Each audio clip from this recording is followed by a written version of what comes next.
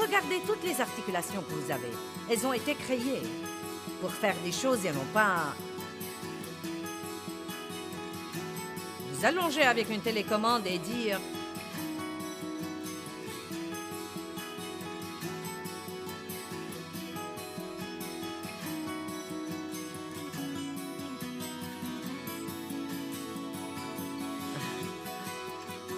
Je ne sais pas pourquoi je me sens si mal.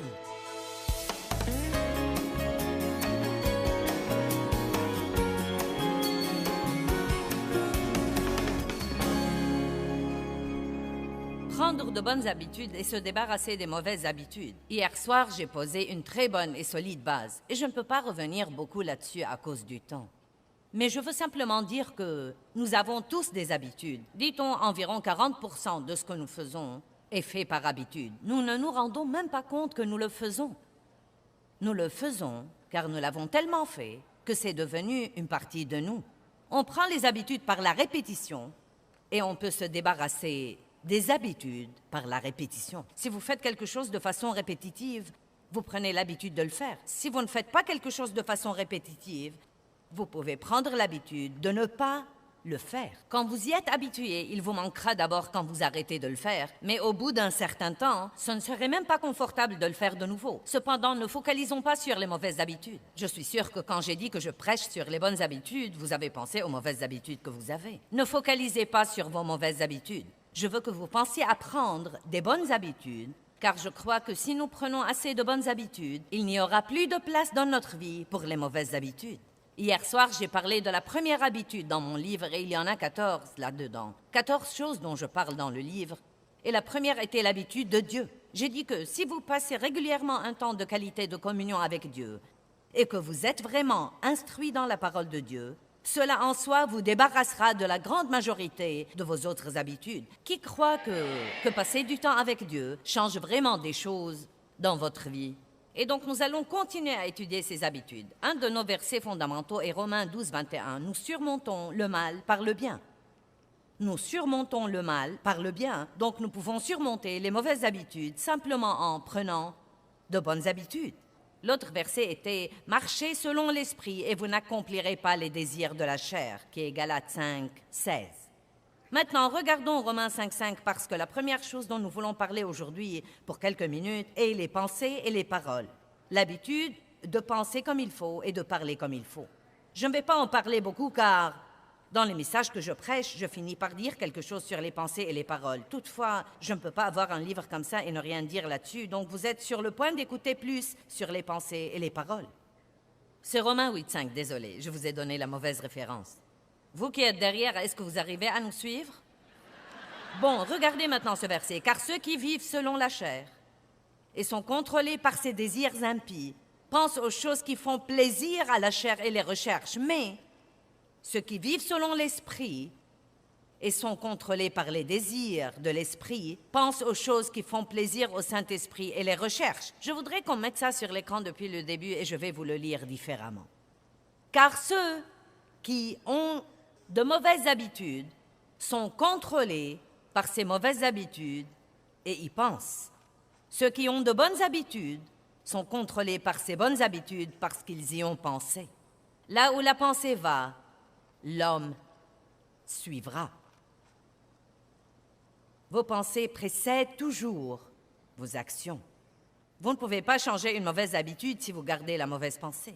Vous ne pouvez pas prendre une bonne habitude si vous gardez la mauvaise pensée.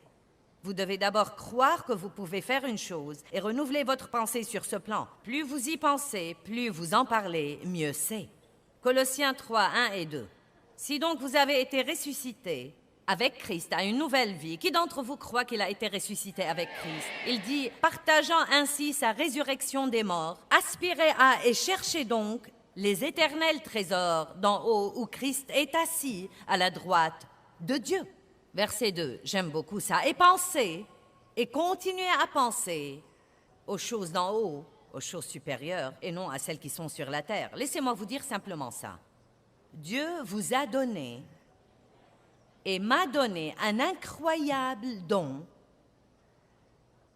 dans la pensée. C'est vraiment Même scientifiquement, c'est étonnant le peu que nous utilisons de notre pensée et ce dont elle est capable et combien de fonctions elle assure tous les jours, sans exception. Notre pensée est un don phénoménal de Dieu. Et Dieu nous a aussi donné la capacité comme quoi, si nous décidons vraiment de faire quelque chose, à dire vrai, c'est pratiquement fini par après, car nous pouvons faire à peu près tout ce que nous décidons de faire. C'est pourquoi quand les gens disent « Eh bien, tu sais, je ne peux pas... je ne peux pas faire de l'exercice. » Ne vous fâchez pas contre moi, mais la vérité est que vous ne voulez pas. « Eh bien, je ne peux pas m'acquitter de mes dettes. C'est un grand problème dans ma vie. » Mais la vérité est que vous ne voulez pas payer le prix pour réparer le gâchis que vous... Puis-je en parler? Le gâchis que vous avez fait. Maintenant, oui, je sais qu'il y a toujours des circonstances malencontreuses, des choses incontrôlables qui arrivent aux gens. Je le reconnais, il n'y a aucun doute là-dessus. Mais disons que nous allons parler de notre rôle, et si nous vivons de façon tapageuse d'un côté, nous devons toujours payer le prix de l'autre côté. Dave et moi, nous nous sommes endettés dans les premières années de notre vie en utilisant des cartes de crédit et nous avons décidé de nous acquitter de nos dettes. Nous sommes restés pendant longtemps sans pouvoir presque rien acheter. Et ce n'est pas beau quand vous faites ça, mais c'est sûrement beau quand vous n'êtes plus endetté. Les gens disent « Je ne peux pas, je veux passer du temps avec Dieu, je veux me lever et prier. » Mais je n'ai vraiment pas le temps. Laissez-moi vous dire quelque chose. Vous avez la même quantité de temps que tous les autres.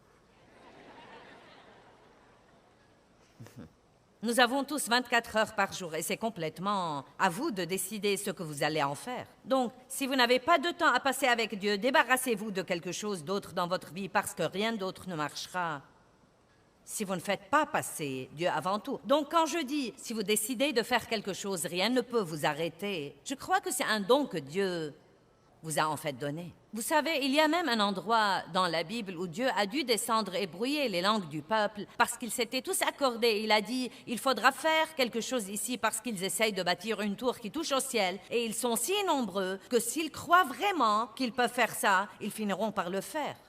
Donc, ceci en soi me dit que c'est très étonnant ce que nous pouvons faire si nous disons tout simplement « Je crois vraiment qu'avec l'aide de Dieu, je peux faire ça. J'ai décidé et je n'ai pas l'intention de changer d'avis. » Notre problème, c'est que nous décidons et nous changeons d'avis, et ensuite nous décidons et nous changeons d'avis, et ensuite nous décidons et le diable nous en dissuade, et nous décidons et ensuite c'est trop dur. Nous devons décider et ne pas changer d'avis. Donc si vous décidez d'avoir la victoire, vous aurez la victoire. Je suis sûre que vous connaissez bien 2 Corinthiens 10, 4 et 5, renversant les fausses imaginations et toute hauteur qui s'élève contre la connaissance de Dieu. Le diable nous mettra dans la tête des pensées qui sont contre la parole, et la Bible dit que nous devons les renverser. Maintenant, un petit quelque chose sur les paroles. Regardons Proverbes 18, 20 et 21. J'aime ça. Le moi moral d'un homme tire sa nourriture du fruit de ses paroles, et il sera rassasié des conséquences de ses propres paroles, qu'elles soient bonnes ou mauvaises. Oh. Laissez-le là-haut 1 minute, car je ne sais pas si vous l'avez compris. Les paroles ont des conséquences. Vous savez pourquoi? Parce que les paroles sont des conteneurs de puissance. J'ai de l'eau dans ce verre, mais je pourrais y mettre de la boue si je veux. Vos paroles sont des conteneurs, et ce que vous y mettez dépend complètement de vous, mais vous subirez les conséquences de vos paroles. Vous êtes tout excité à l'idée d'écouter mon message. La mort et la vie dépendent de la langue. La mort et la vie dépendent de la langue. Encore un. Il y a une fuite de puissance dans les paroles vaines. C'est ce qu'a dit Watchman Nee. Il y a une fuite de puissance dans les paroles vaines. Regardez 2 Timothée 2,16. Mais évite les bavardages vains inutiles sans portée, car ils avancent toujours plus dans l'impiété. Maintenant, laissez-moi vous donner un exemple des bavardages vains. En fait, si vous prenez une journée entière où vous gardez le silence et où vous écoutez les gens disent certaines des choses les plus stupides. Vraiment. Non, mais ils disent des choses qui n'ont absolument aucun sens. Comme les gens qui me disent, j'entends ça tout le temps, « Joyce, je t'aime à en mourir !» Je dis, ne m'aimez pas à en mourir, aimez-moi à en vivre. Je travaille très dur pour essayer d'avoir une vie et non pas une mort. Ou nous disons, eh bien, ça me tue. Ça me tue vraiment. Nous parlons tellement de la mort, les gens parlent plus de la mort que de la vie. Bavardage vain, c'est vraiment très dur. Je ne crois pas que je peux faire ça. Je ne changerai jamais. Je suis si stupide. Je ne perdrai pas du poids.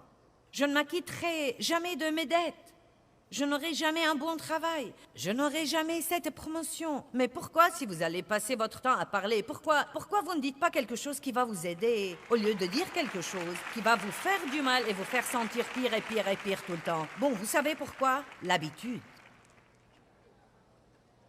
Vous prenez l'habitude de dire ce que disent tous les autres, ou vous prenez l'habitude de dire tout ce qui vous passe par l'esprit. Vous savez, tout ce que l'ennemi a à faire, c'est de désigner un petit démon qui soit ici et qui vous suggère des pensées qui entrent directement dans votre tête et sortent directement de votre bouche.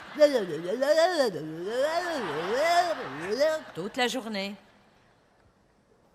Eh bien, Dieu veut que vous disiez non à ça et que vous soyez remplis de la parole, et ensuite, il veut que la parole sorte d'ici, puis de votre bouche, d'ici, puis de votre bouche. Donc, est-ce que vous faites ceci ou cela? Si quelqu'un dit « Qu'avez-vous appris aujourd'hui ?» dites « Plus jamais de ceci et beaucoup de cela. » Allez, je vais vous donner un sermon là-dessus. Plus jamais de ceci et beaucoup de cela. Écoutez, ne dites plus ce que vous ressentez. Dites simplement la vérité. Vos paroles et vos pensées précéderont toutes vos actions. Ça ne vous servira donc à rien d'essayer de prendre une autre habitude avant de prendre d'abord l'habitude de Dieu. Et ensuite, par la parole de Dieu, vous lui permettez de vous enseigner la puissance des pensées et des paroles. Et si vous n'avez pas d'enseignement là-dessus, revenez à ma table de matériel. Et si vous ne trouvez pas un message sur les pensées et les paroles, c'est que vous n'avez pas regardé. Parce que j'ai toutes les choses imaginables. En fait, je doute que vous puissiez avoir un problème pour lequel vous ne pouvez pas trouver un enseignement là. Je crois que j'ai quelque chose pour presque tout. Maintenant, nous allons parler de l'habitude d'être décidé. Combien d'entre vous ont tendance à avoir du mal à prendre des décisions? Combien d'entre vous prennent des décisions trop vite? C'est moi. Certains les prennent trop vite, certains les prennent trop lentement et certains ne les prennent pas. Theodore Roosevelt a dit « En tout moment de décision, le mieux serait de faire ce qu'il faut. À défaut, le mieux serait de faire ce qu'il ne faut pas. Et la pire chose, c'est de ne rien faire. » Et j'aime ça. Évidemment, le mieux serait de faire ce qu'il faut. Il dit en fait qu'il serait meilleur de faire ce qu'il ne faut pas que de ne rien faire. Et c'est pourquoi la plupart des gens ne font rien parce qu'ils craignent de faire ce qu'il ne faut pas. Vous dites, eh bien, pourquoi serait-il mieux de faire ce qu'il ne faut pas plutôt que de ne rien faire? Parce que si vous ne faites rien, c'est parce que vous ne savez pas ce qu'il faut faire ou ce qu'il ne faut pas faire. Et parfois, le seul moyen d'apprendre, c'est de faire quelque chose et de voir si ça marche ou non. Maintenant, je ne suggère pas que vous preniez des décisions idiotes ou des décisions trop rapides sans y penser. Vous devez évidemment penser à ce que vous faites. Mais une fois que vous avez prié, et pensez à quelque chose, et considérez vos options, qu'allez-vous faire si vous ne prenez pas une décision? La pire et la plus pénible situation au monde, c'est l'indécision. Savoir que vous devez prendre une décision et ne savoir absolument quoi faire. Et je me rends compte qu'il y a certains ici qui êtes peut-être dans une situation et que vous ne savez pas quoi faire. Continuez à prier et je crois que Dieu vous montrera. Mais finalement, vous savez ce qu'il faudra faire? Il faudra essayer quelque chose. Eh bien, et si ça ne marche pas? Et si ça marche? Et vous savez quoi? Si vous faites un petit pas de bébé, ne vous attirez pas trop d'ennui. Vous voyez, si Dieu ouvre cette porte, et c'est comme...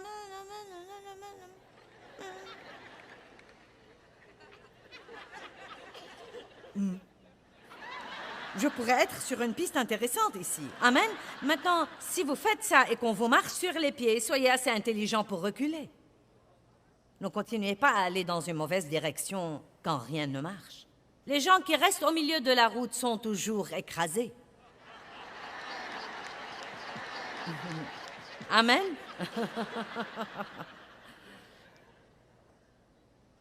Maintenant, monsieur, quel est le secret de votre succès? Un journaliste a demandé à un banquier. Il a dit, mon secret, c'est 2 mots. Et monsieur, quels sont ces mots? Les bonnes décisions. Eh bien, monsieur, comment prenez-vous de bonnes décisions? 1 mot, a-t-il dit. Et monsieur, quel est ce mot? L'expérience. Et comment vous acquérez de l'expérience? 2 mots, a dit le président de la banque. Et que sont-ils? Les mauvaises décisions. Donc, tout son succès était de bonnes décisions. Et comment a-t-il appris à prendre de bonnes décisions? En prenant de mauvaises décisions et en apprenant. Personne ne fait tout comme il faut, mais vous ne devez pas, s'il vous plaît, ne continuez pas à rester dans la crainte et à craindre de faire quoi que ce soit parce que vous craignez de faire ce qu'il ne faut pas. Maintenant, je crois qu'il y a des raisons pour lesquelles les gens ne prennent pas des décisions. Peut-être qu'une personne est indécise parce que ses parents ne lui ont jamais permis de prendre ses propres décisions.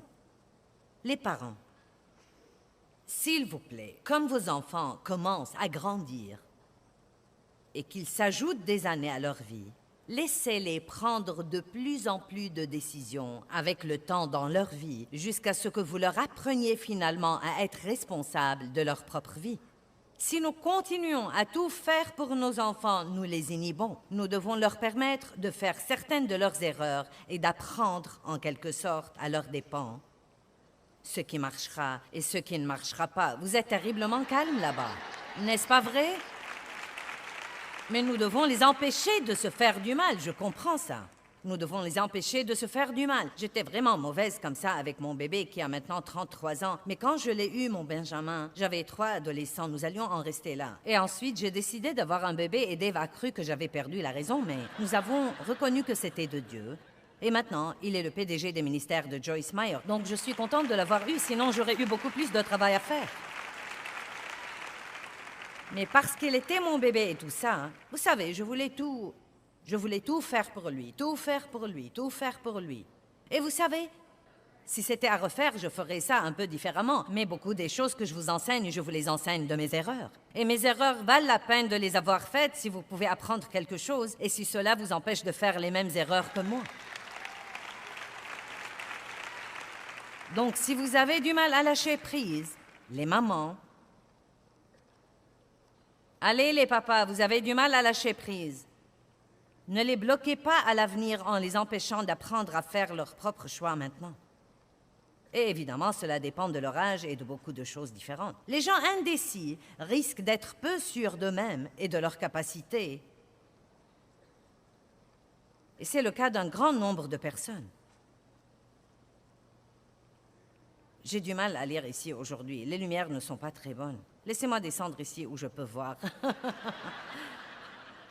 Satan aime nous donner tant de craintes et d'inquiétudes qui nous paralysent et nous empêchent de prendre les décisions que nous devons prendre.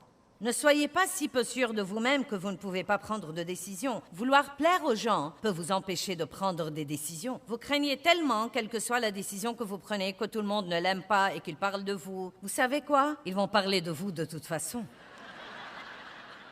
Non, mais ils vont faire ça. Quoi que vous fassiez, ils vont parler de vous. Une chose est sûre, quelqu'un ne va pas vous aimer quoi que vous fassiez. Pourquoi donc ne prenez-vous pas vos décisions et arrêtez de vérifier pour voir si tout le monde va les aimer?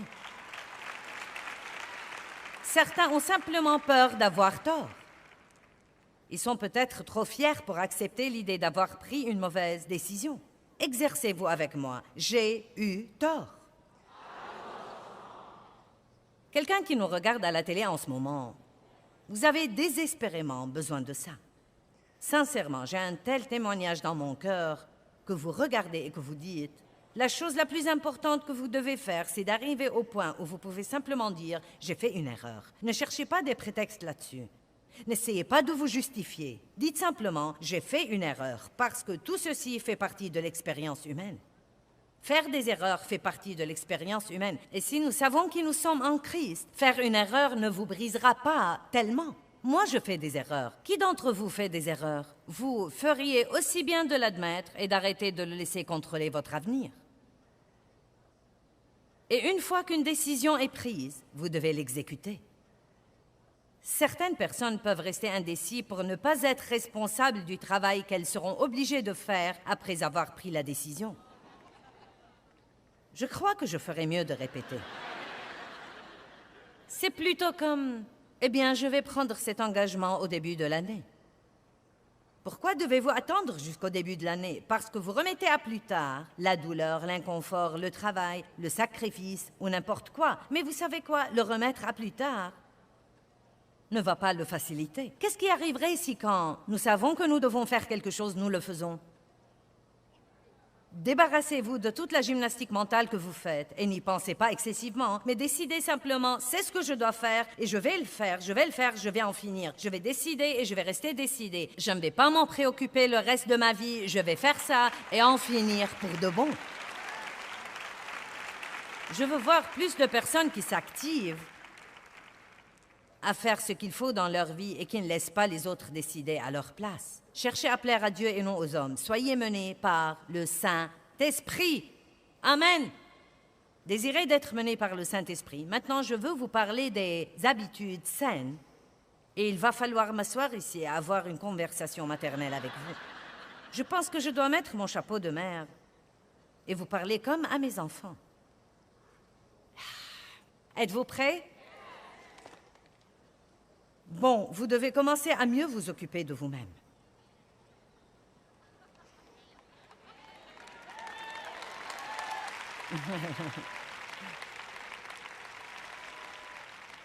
Je veux que vous soyez sains. Quand vous vieillissez, je veux que vous soyez forts, plein d'énergie. Je veux que vous soyez capable de faire tout ce que Dieu veut que vous fassiez dans votre vie. Et je ne veux pas que vous utilisiez toute l'énergie que vous avez maintenant dans les 20, 30 premières années de votre vie et être ensuite un gâchis épuisé quand vous avez 70 ans, et ainsi de suite.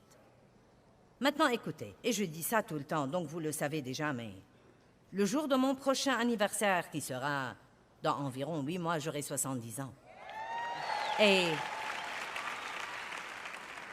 regardez-moi maintenant, je me sens si bien. Je me sens mieux que je ne l'étais quand j'avais 35 ans. J'ai de l'énergie, je travaille dur, mais je me repose dur aussi. J'ai appris à travailler, j'ai appris à jouer.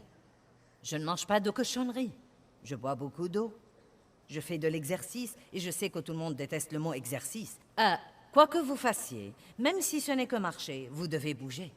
Le point essentiel, c'est que Dieu vous a donné ces articulations que vous avez dans votre corps pour que vous vous déplaciez. Regardez toutes les articulations que vous avez. Elles ont été créées pour faire des choses et non pas vous allonger avec une télécommande et dire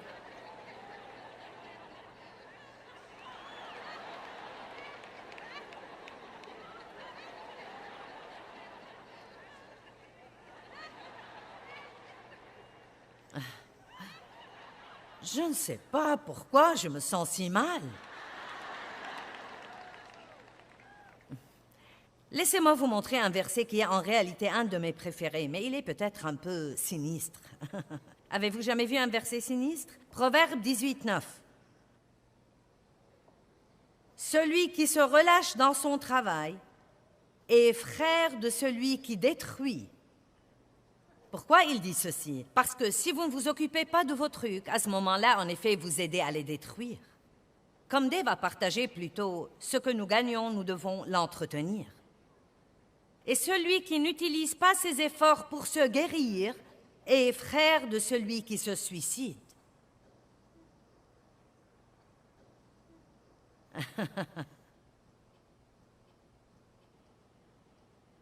Bon. Ayons une petite session de confession. Combien d'entre vous ne s'occupent pas d'eux-mêmes comme il faut?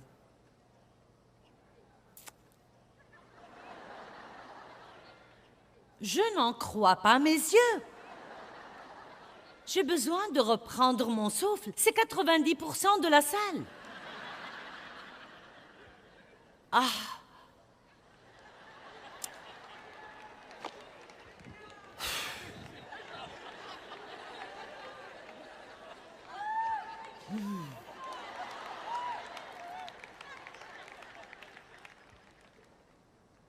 Votre santé est un des dons les plus grands que Dieu vous ait donnés.